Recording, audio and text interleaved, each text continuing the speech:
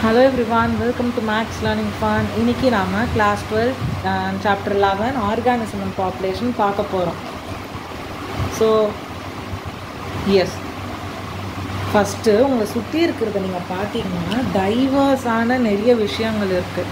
அதாச்சும் இப்போது உங்களை சுற்றி பார்த்தீங்கன்னா நீங்கள் ஒரு ரூமில் இப்போ நீங்கள் ஏதோ ஒரு உங்கள் வீட்டிலேருந்து பார்க்குறீங்கன்னா உங்களை சுற்றி டியூப்லைட் இருக்கும், கொசு இருக்கும், உங்கள் அம்மா இருப்பாங்க, அதே மாதிரி சில விஷயங்கள் இருக்கும். நீங்கள் நிற்கிறது ஒரு ஃப்ளோர் மேலே நிற்பீங்க. அந்த மாதிரி இந்த இந்த மாதிரி நிறைய இருக்கிற விஷயத்தை நம்ம கிளாஸிஃபை பண்ணி வச்சுருக்கோம். ஏபயோட்டிக் ஃபேக்டர், பயோட்டிக் ஃபேக்டர், இது ரெண்டுமே இன்ட்ராக்ட் பண்ணுற இடம் தான் எக்கோசிஸ்டம். இது ரெண்டை இன்ட்ராக்ட் பண்ணுற எக்கோசிஸ்டத்தை பற்றி படிக்கிறது பேர் ecology.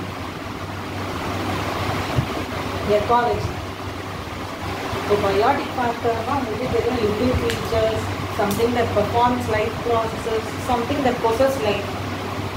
Abiotic factor is something that does not have life, rock, sand, water, something that does not show locomotion, that does not show movement, does not show movement. இது பயோட்டிக் ஃபேக்டர்ஸ். இப்போது இது ecosystem. இப்போது அதுக்கு முன்னாடி basis of ecology. Basis of ecology or classification. என்ன இது basis of ecology or கிளாசிஃபிகேஷன்னா என்னது? இப்போது இது ஓல்டு சிலபஸில் உங்களுக்கு ஆர்கானிசம் தனி டாபிக், பாப்புலேஷன் தனி டாபிக். இப்போ நீங்கள் உங்கள் புக்கை திறந்து பார்த்தீங்கனாலே ஃபஸ்ட்டு எடுத்தோடனே ஸ்டார்ட் ஆகிற லெசனோட ஃபஸ்ட்டு டாபிக்கு பாப்புலேஷன். ஆர்கானிசம் டெலிட் ஆகிடுச்சு. ஆர்கானிசம்ஸில் என்ன படிக்கணும்னா ஒரு ஆர்கானிசம் எப்படி இன்ட்ராக்ட் பண்ணுது, இந்த இன்ட்ராக்ஷனில் அது என்னென்ன அடாப்ட் பண்ணிருக்கு, இந்த அடாப்ஷன் எப்படி அதோட சர்வைபிலிட்டியை இன்க்ரீஸ் பண்ணிச்சு, அதை பற்றி பார்க்கணும். அந்த எப்படி சர்வைவ் ஆச்சு, அது எப்படி அந்த பாப்புலேஷன் அது கேட்பாங்கன்றதை பற்றி அது தொடர்ச்சியாக பார்த்தா அது தெரியும். ஆனால் இப்போ டேரெக்டாக நம்ம பாப்புலேஷன் பற்றி பார்க்குறதுனால இதோட பேசிஸ் தெரியும். பேசிஸ் ஆஃப் செல்ஸ் ஒன்றும் இல்லை, நம்ம சின்னத்தை படிச்சிருக்கோம். Cells together constitute tissue. இது 9th 6th படிக்கிறோம். லாஸ்ட் இயர் 11th என்ன படிச்சிருக்கோம்னா செல்ஸுக்குள்ள ஒரு சில பார்ட்டிகல்ஸ் இருக்குது. அது பேர் Biomacromolecules. Biomacromolecules cells constitute பண்ணுது, cell tissue constitute பண்ணுது. இந்த biomacromolecule நம்ம பார்த்தோம் cannot show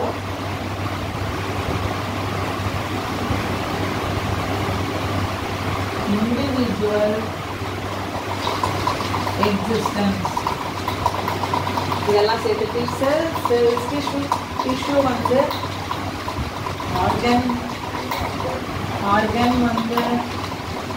ஆர்கன் சிஸ்டம். இது வரைக்கும் பார்த்துருக்கோம். ஃபர்தராக ஆர்கன் சிஸ்டம் பார்த்தோம், ஆர்கானிசம் எல்லாம் சேர்ந்தது ஒரு ஆர்கானிசம். இந்த ஆர்கானிசம் சேர்ந்தது தான் பாப்புலேஷன். இந்த பாப்புலேஷன் சேர்ந்ததெல்லாம் கம்யூனிட்டி. இந்த கம்யூனிட்டி சேர்ந்ததெல்லாம் பயோம். இந்த மாதிரி போகும். Communities, biomes, ecosystem. இது ஒரு பயோம் ஃபார்ம் பண்ணும். பயோம் இது செல், டிஷ்யூ, ஆர்கன் சிஸ்டம், ஆர்கானிசம் வரைக்கும் அது நல்லா போகும். பார்த்தீங்கன்னா ஆர்கானிசம் நம்மளை கன்சிடர் பண்ணிக்கோங்க. ஆர்கானிசம் இப்போ நம்ம இந்தியாவில் இருக்கோம். நம்ம என்னது கான்ஸ்டியூட் பண்ணுறோம்? Indian population. அந்த மாதிரி இட் கோஸ் ஆன். பார்த்தீங்கன்னா இது பேசிஸ். இப்போ உங்களை சுற்றி இருக்கிறத பாருங்களேன். ஒரு விஷயத்தை நம்ம நோட்டீஸ் பண்ணால் நம்ம அதோட மெக்கானிசமை புரிஞ்சுக்கணும். பார்க்கறதுக்கு முன்னாடி நம்ம 2 கேள்வி கேட்கணும். என்சிஆர்டியில் அந்த 2 கொஸ்டின்ஸ் என்னன்னு கொடுத்துருக்காங்கன்னா why type questions, how type questions. ரெண்டுமே WH கொஸ்டின்ஸ் தான். எப்படி கேட்கும்? In nature, before admiring each and every single element, we should arise these two questions. என்னது? How, why. இப்போது நம்ம வந்து ஒரு விஷயம், ஃபார் எக்ஸாம்பிள் வெப்பசலன மழைன்னு கேள்விப்பட்டிருக்கோம். அது வந்து ரொம்ப ஹீட்டாக இருந்தால் வந்து வர மழைன்னு சொல்லுவாங்க. இந்த வெப்பசலன மழை இது எக்கோசிஸ்டமில் தானே நடக்குது. இதை யோசிச்சிங்கன்னா ஒய் கொஸ்டின் கேட்டு பார்க்கலாம். ஒய்னா என்ன? இப்போது ஒரு விஷயம் கேட்குறீங்க, why did you do that? எதுக்கு நீங்கள் கேட்பீங்க ஒய்னா? எதனால பண்ணேன்? அது அந்த வேலையோட சிக்னிஃபிகன்ஸை கேட்குது. அப்போ ஒய்னா value you are asking about the significance of the process. ஏன் அப்படி பண்ண? இதுவே எப்படி நீ அதை பண்ண? ஹவு டிட் யூ டூ அப்படின்னா என்னது? அதை எப்படி நீங்கள் செஞ்சீங்க? மெக்கானிசம்.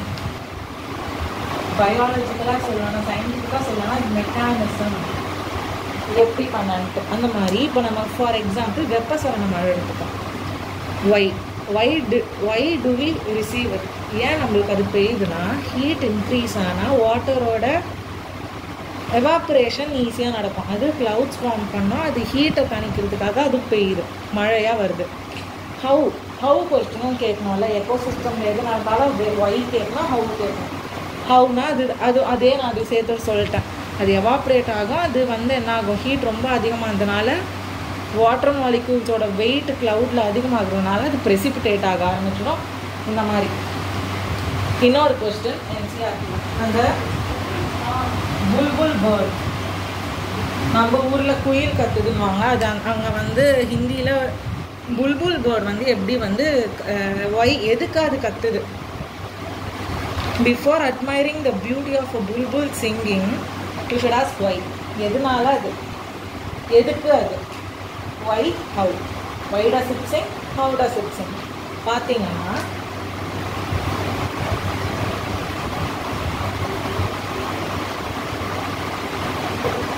நம்ம பார்க்குது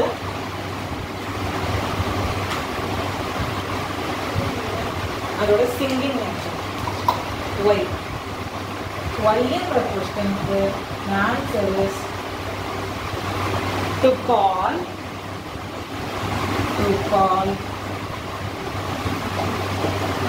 mates during breeding season. breeding seasonல மேட்ஸை கூப்பிட அதுக்கு கூமா. ஹவு எது? இது வந்து எதுக்கு? ஆனால் இது எப்படி நடக்குது டீட்டெயிலாக எப்படி அது கத்துதுன்றதை தெரிஞ்சுக்கணும். அது அதோட voice box and its vibrating bones. இதனால அது கத்துது. So how does it think? Because of its voice box and vibrating bones. எதுக்கு அது கத்துது பாடுது? Why does it sing? To call its mates. இது இந்த மாதிரி ஒரு விஷயத்துக்கும் நீங்கள் கண்டுபிடிக்கலாம். புக்லேயும் சிலது கொடுத்துருக்கு. எப்படி வந்து தேனி வந்து நெக்டார் இருக்கிற ஃப்ளாரை கரெக்டாக கண்டுபிடிக்குது, எப்படி வந்து கோழியோட குட்டி வந்து கரெக்டாக அதோட அம்மாவை அது ஐடென்டிஃபை பண்ணுது. அந்த மாதிரி நிறைய கொஸ்டின் இருக்குது. அது நீங்கள் பார்க்கலாம். ஸோ பார்த்தது தான். அதுக்கப்புறம் எக்காலஜினா என்ன? Ecology is the study of interaction among organisms of biotic and abiotic components. அது பார்த்தது தான்.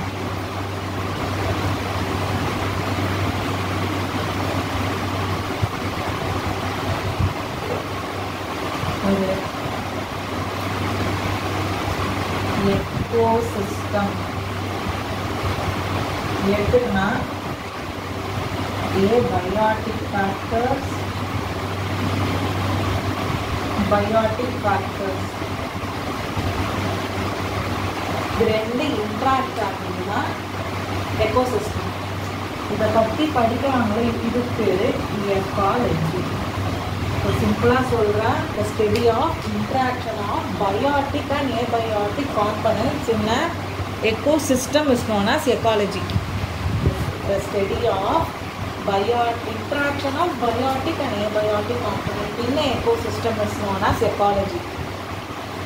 ஸோ இப்போ வந்து இன்னும் டீப்பாக வந்து பாப்புலேஷன் பற்றி படிக்கலாம்.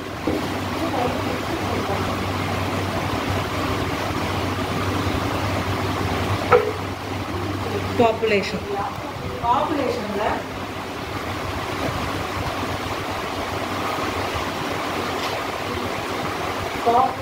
Population attributes. எப்படி பாப்புலேஷன் ஆட்ரிபியூட் பண்ணுது? ஒரு வெல் டிஃபைன் ஜியாகிரபிக்கல் ஏரியாவில் எடுத்தீங்கன்னா you yourself find isolated. இப்போ பார்த்தீங்கன்னா இது கன்சிடர் தமிழ்நாடு. நம்ம தமிழ்நாட்டில் இருக்கிறவங்க தான் இருக்கும். தமிழ்நாடுன்னு எடுத்துக்கிட்டிங்கன்னா you are living in Chennai. Okay, இந்த இடத்த நீங்கள் ஜூம் பண்ணி பார்த்தாலும் உங்கள் வீட்டில் நீங்கள் இப்போ 100 பாயிண்ட்டாக தான் இருக்கீங்க. அங்கே you live as an individual. So அந்த மாதிரி பார்த்தீங்கன்னா you are an isolated individual.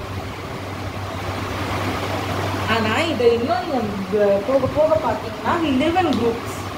நீங்கள் ஐசோலேட்டடாக இல்லை, you live in a family, you have a relation, relatives இருப்பாங்க.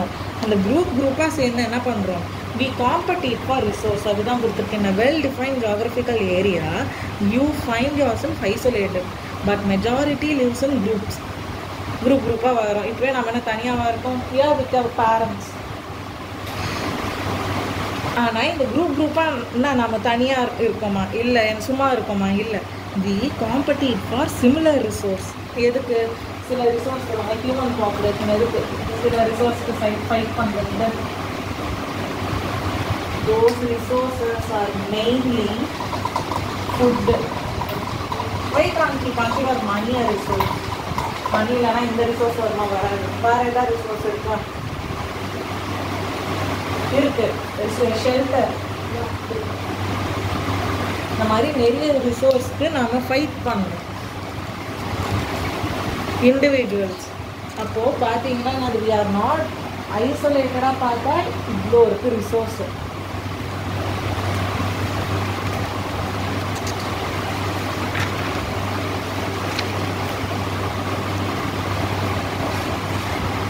இப்போ இந்த ரிசோர்ஸஸை நம்ம இண்டிவிஜுவலாக நம்மளால் இது பண்ண முடியாது. சில ஆர்கானிசம்ஸ் என்ன பண்ணோம்னா அது இன்டர்பிரீட். இதை தக்க வச்சுக்கணும்ல இந்த ரிசோர்ஸஸ் எல்லாம். So they interpret. இன்டர்பிரீடிங் வந்து எப்படி நடக்கும்னா 2 methods. Mostly in ecology we call that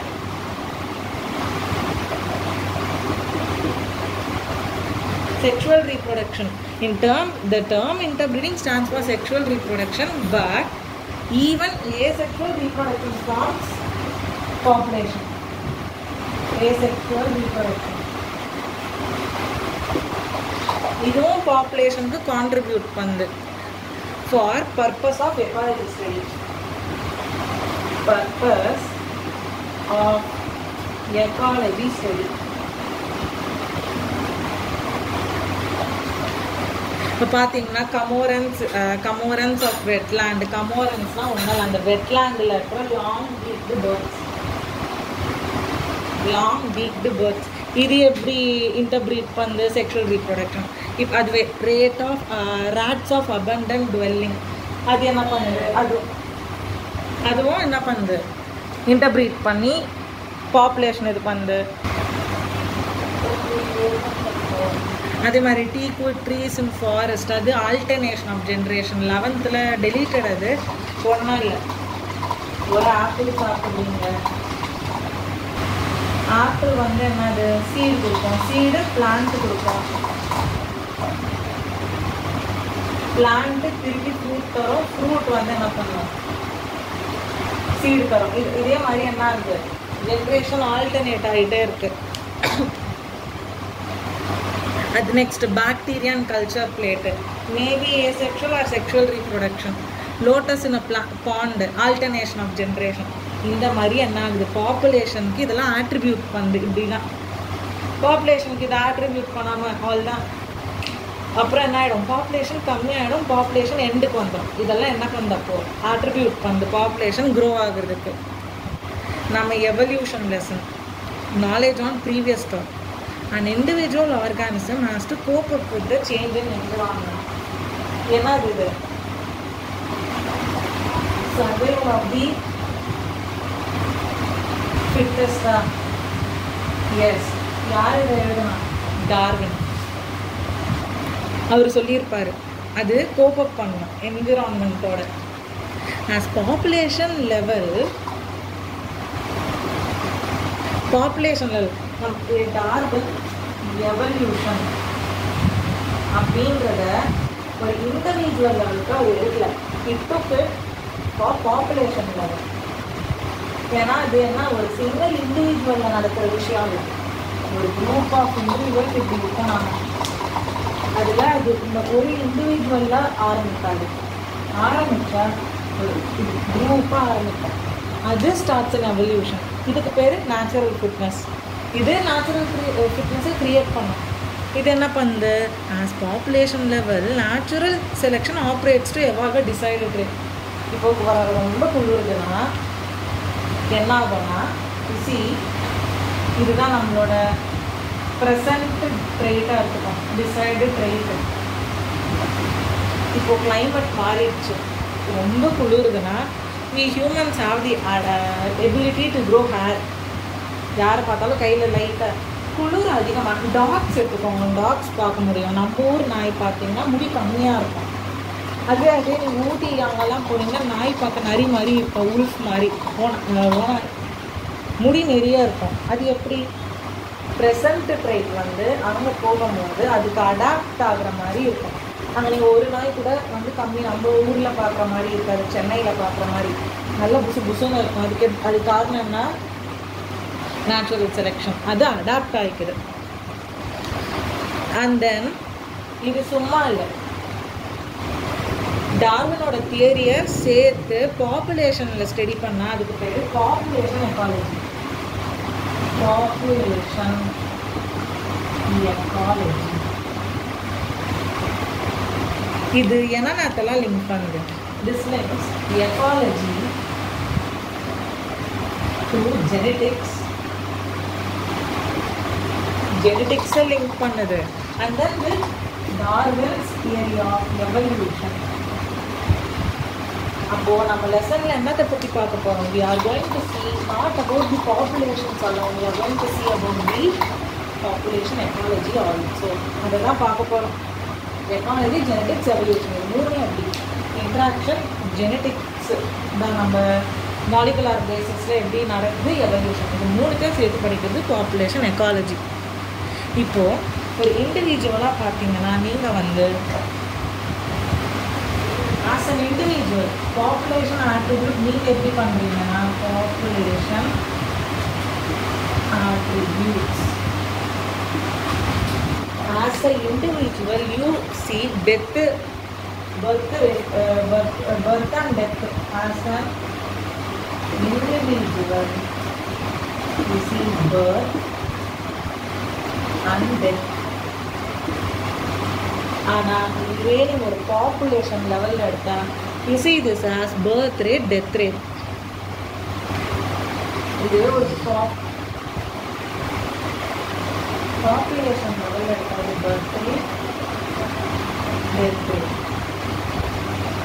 இது எப்படி கான்ட்ரிபியூட் பண்ணுதுன்னு பார்ப்போம். இப்போது பர்த் ரேட். இப்போது நம்ம உங்களுக்கு கஷ்டமாக ஸ்மால் லேண்ட், ஸ்மால் ஏரியா.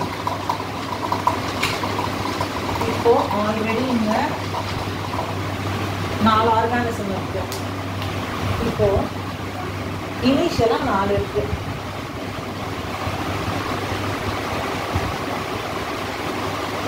இப்போது சில நாட்கள் வருஷங்கள் கழிச்சு பார்த்தா உங்களுக்கு எவ்வளோ இருக்குது? 9 ஆர்கானிசம்ஸ் இருக்குது. பர்த் ரேட் எப்படி சொல்லலாம்னா birth rate is defined as the number of individuals per capita. நம்ம இந்தியாவில் மோஸ்ட்லி எப்படி அதை இது பண்ணோம் ஸ்பெசிஃபை பண்ணோம்னா number of individuals, number of birth of an individuals per 1000 population. 300 babies per year. இந்த மாதிரி நம்ம நிறைய கேட்டிருக்கோம். per 1000 பர்த் ரேட் 300னா ஒன்றும் இல்லை, 300 பேபிஸ் for 1000.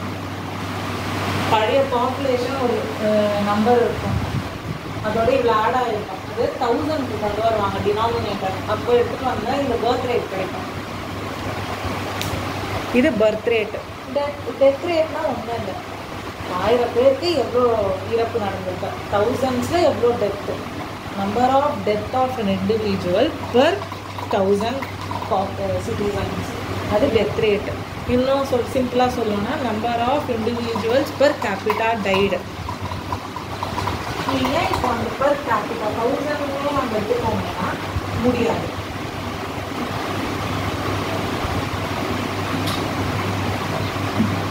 இப்போ பார்த்தீங்கன்னா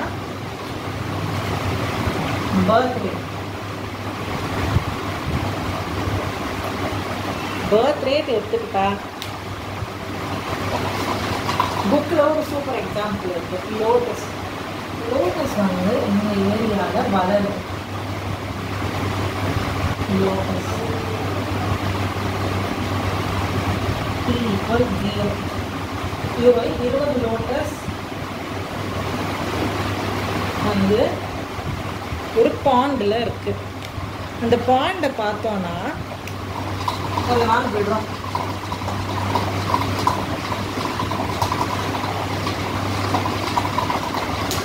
விட்டு பார்த்தா 4 ஃப்ளவர்ஸ் இப்போ இன்க்ரீஸ் ஆகிருக்கு.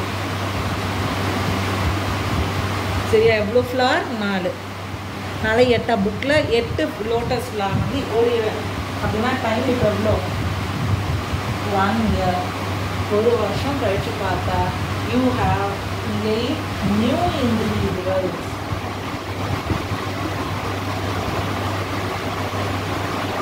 இப்போ நம்ம இதை பாப்புலேஷன் ஸ்டடியில் பார்த்தா இது ரொம்ப கஷ்டம் நம்ம கண்டுபிடிக்கணும். ஆக்சுவலி எப்படி இது வந்து ரேட்டில் என்ன ரேட்டில் நடக்குதுன்னு பார்த்தோம். அப்போது ஆரம்பத்தில் 20 இருக்குது, போய் 8 இருக்குது. இப்போ டோட்டல் பாப்புலேஷன் எவ்வளோ? Total population is 28 individuals. இதை கணக்கு எடுத்துக்கூடாது. இப்போது பர்த் ரேட்னா என்னது? Per capita. பர்த் ரேட்னா per capita, number of individuals per capita. அப்படின்னா நம்பர் ஆஃப் நியூ இண்டிவிஜுவல்ஸ் பர்னா டிவிஷன், பெர் கேபிட்டா. கேபிட்டானா ஓல்டு ஜென்ரேஷன், எவ்வளோ? Previous generation. பாருங்க, நம்பர் ஆஃப் நியூ இண்டிவிஜுவல்ஸ் எவ்வளோ வந்துருக்கு? 8 இண்டிவிஜுவல்ஸ். ப்ரீவியஸ் ஜென்ரேஷனில் 20. சிம்பிளஸ்ட் ஃபார்முக்கு கொண்டு வாங்க. டினாமினேட்டர் 20னா வேறு ஏதாவது நம்பராக இருந்தாலும் அது 100க்கு கொண்டு வர முடியும்னா இது 1 இந்த மாதிரி கொண்டு வர முடியும். இதை டேரெக்டாக டிவைடே பண்ணுறோம். 4 10 4/10 திருப்பி டிவைட் பண்ணாதீங்க. 0.4 is the best answer. Best 0.4 is the best answer. இது பார்த்தீங்கன்னா என்னது? நம்பர் ஆஃப் 0.4 லோட்டஸ் ரேட்டில் யூனிட் மாற்றக்கூடாது. நம்பர் ஆஃப் 0.4 லோட்டஸ் பர் இது எவ்வளோ வருஷத்துக்கு நடந்துச்சு?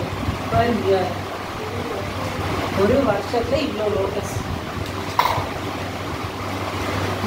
Rate birth rate of lotus இந்த பாண்ட் இஸ் 0.4. அந்த ஒரு வருஷத்துக்கு 0.4 லோட்டஸ்னு கணக்கில் nearly. Next death rate. Birth rate புரியலன்னா தெரியல, ஒரு முறை ரீவைண்ட் பண்ணி பாருங்க, இல்லைன்னா கமெண்ட்.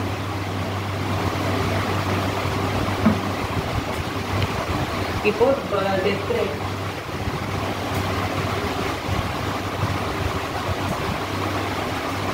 டெத் ரேட்னா என்ன? இப்போ ஒரு லேப்ல food test. Good example Drosophila melanogaster. Okay, fruit fly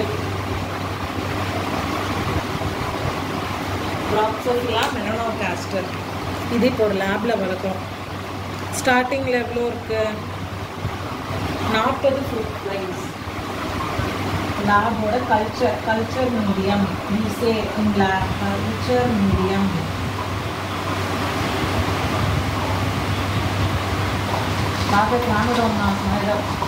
புரியுதுக்கு போகிறேன். ஆரம்பத்தில் there was 40 எவ்வளோ 40 individuals starting.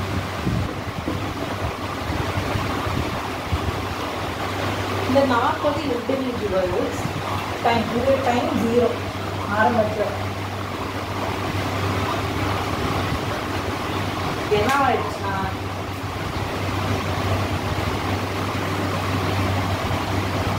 இந்த வருஷத்துக்கு கிடைச்ச ஒரு வாரம் வீக்கு நம்ம எதுக்காக வந்து they chose Drosophila fruit fly to study genetics, short lifespan, more progeny. அதனால சூஸ் பண்ணாங்க. அதனால என்ன ஆயிடுச்சுன்னா வாரத்தில் இது takes place within week 1 week 4 செட்டு கொஞ்சம் எக்ஸ்ட்ரா. ஓகே 40ல் 4 செட்டு இருக்கு. So 4 individuals died. Total population எவ்வளோ இப்போ ரிசல்ட்டிங் பாப்புலேஷன் நீங்கள் பேர்த்தை கன்சிடர் பண்ணாதீங்க, ஜஸ்ட்டு ஏன்னா நடக்குதோ அதை பாருங்கள். 40 இல்லைனா 32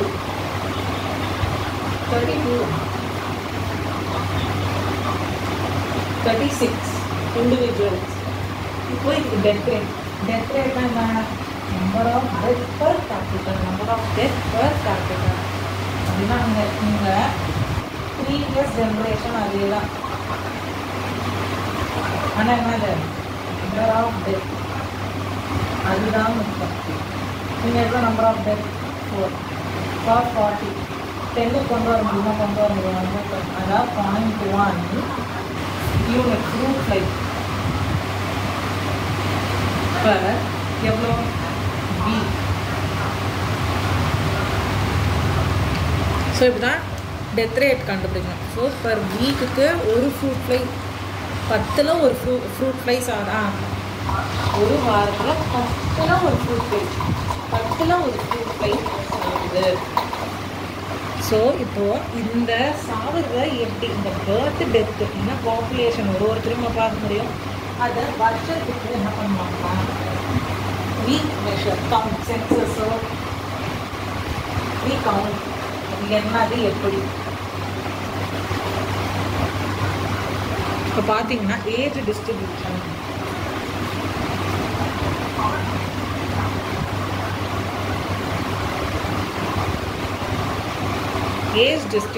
பார்த்தா இப்போ எப்படி டிஃபைன் பண்ணலாம்னா population at any time composed of individual. நம்ம இண்டிவிஜுவல்ஸை 3ஆக பிரிக்கிறோம். Pre post reproductive individuals. எனது இங்கே எழுதுகிறேன் ப்ரீ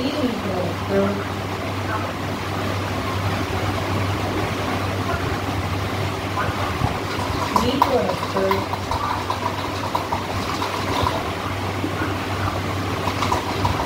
post reproductive.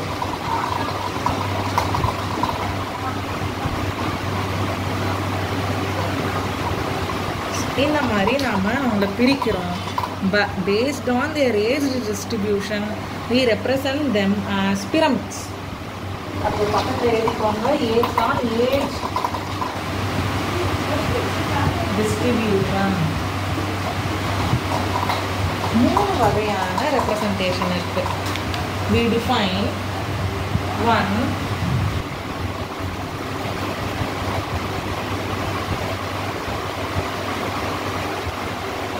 பிளாக்கும் இது சேரக்கூடாது. Increasing population. You see, you notice that pre-reproductive அதிகமாக இருக்காங்க. ரீப்ரொடக்டிவ் அது அப்படியே ஒரு ரேஷியோவில் போகும், அவங்களும் அதிகமாக இருக்காங்க. போஸ்ட் ரீப்ரொடக்டிவ் அவங்க கம்மியாக இருக்காங்க. இந்த மாதிரி ட்ரையாங்குலர் ஷேப் பிளாக் ரெப்ரசன்ஸ் என்ன அது growing population.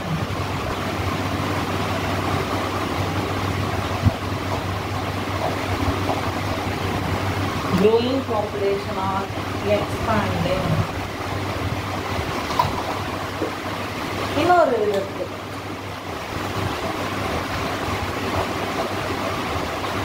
சின்னதாக வரையறேன், இடம் இல்லை.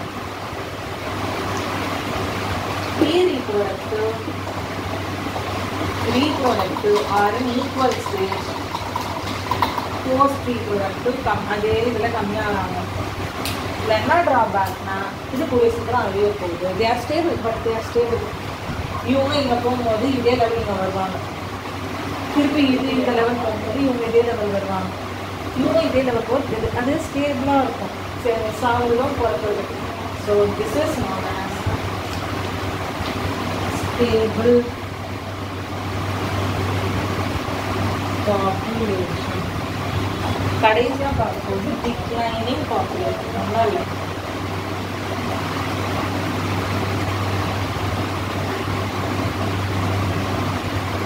See, inverted are they are going to end soon.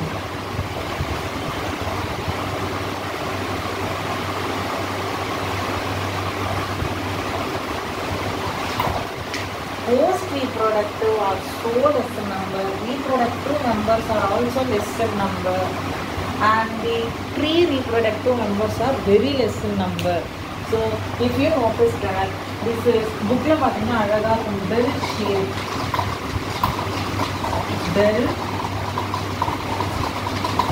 bell shape.